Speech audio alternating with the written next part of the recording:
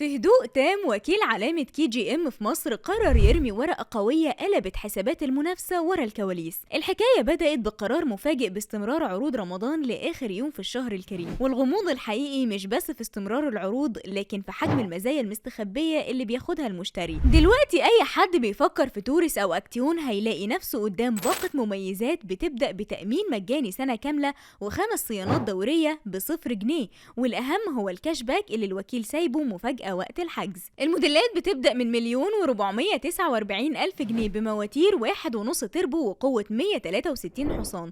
بس هل دي ملامح لخطة تانية خالص بيتم تحضيرها لبعد العيد؟ وإيه هو السعر الحقيقي اللي المشتري هيدفعه فعليا بعد ما ياخد الكاش باك؟ التحرك ده خلى الكل يراقب عربيات ايجيبت ويشوف هل دي فعلا الفرصة الأخيرة لامتلاك التكنولوجيا الكورية قبل ما حركة السوق تغير الحسابات تاني. تفتكروا العروض دي كفيلة تخلي كي جي ام هي الحصان الرابح في 2026؟ هنستنى رأيكم في التعليقات.